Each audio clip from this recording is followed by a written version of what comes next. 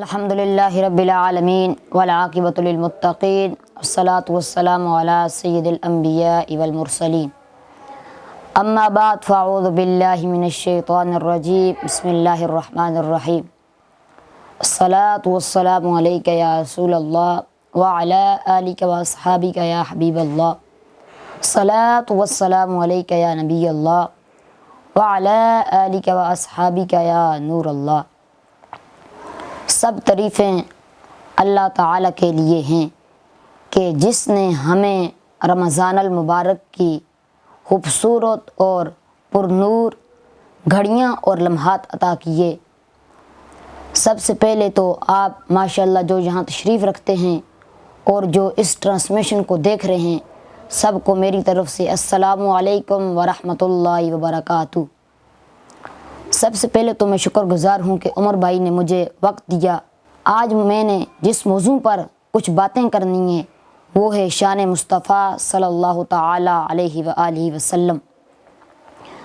قد جاءکم برہان من ربکم وانزلنا الیکم نورا مبینا، صدق اللہ العظیم۔ اے لوگو، تمہارے پاس اللہ کی طرف سے ایک دلیل آ گئی اور ہم نے نازل کیا ہے تمہاری طرف ایک روشن نور۔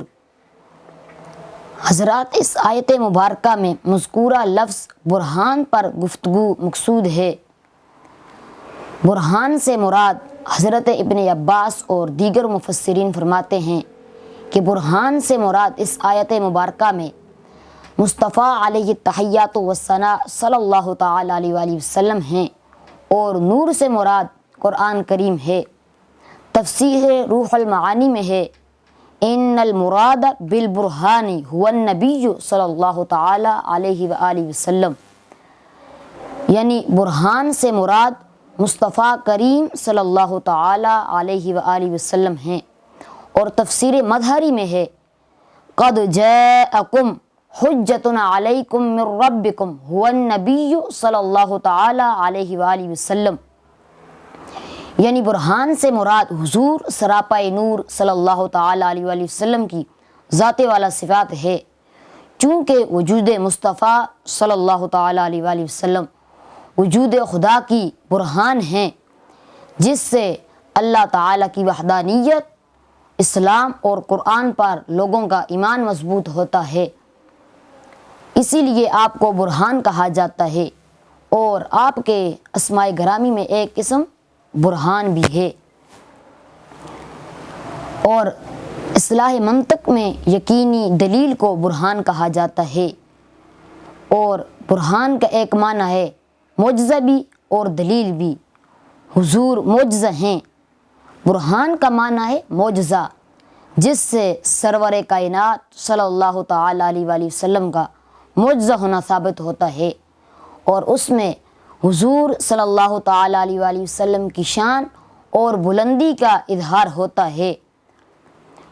یوں تو انبیاء کو قدرت نے معجزے عطا کیے، مگر ان کو فرداً فرداً مخصوص محدود معجزے عطا کیے۔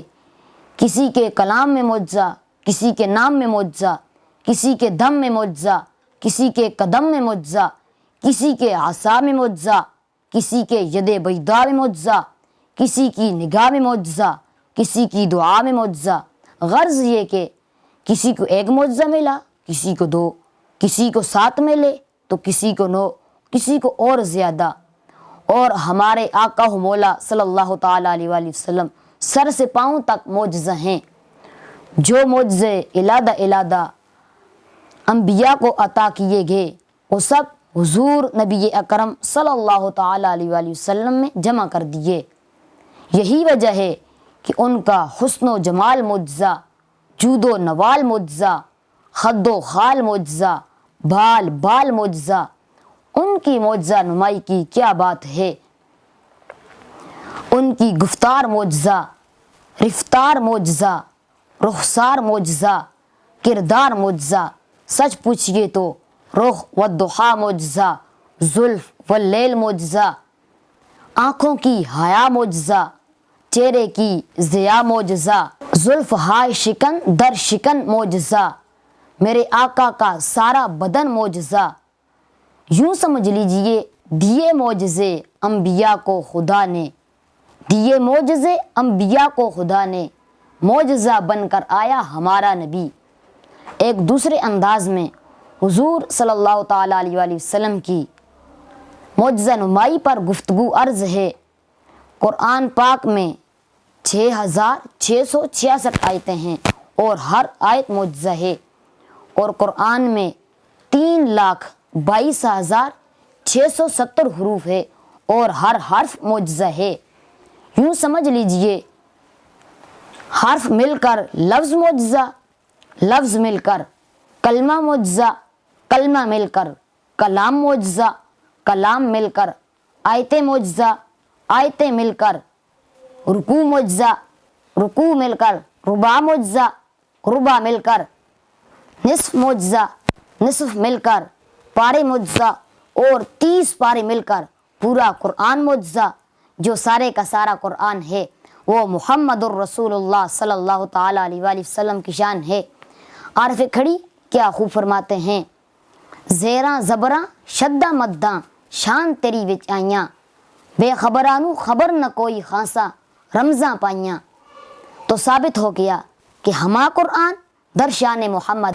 صحابہ کرام علیہم الرضوان نے حضرت سیدتنا عائشہ صدیقہ رضی اللہ تعالی عنہا سے حضور نبی کرم صلی اللہ تعالیٰ علیہ وسلم کے حسن کے بارے میں پوچھا تو آپ نے ارشاد فرمایا، کانا خلقہ القرآن، یعنی آپ کا اخلاق دیکھنا ہو تو قرآن دیکھ لو، وما علینا الا البلاغ المبین۔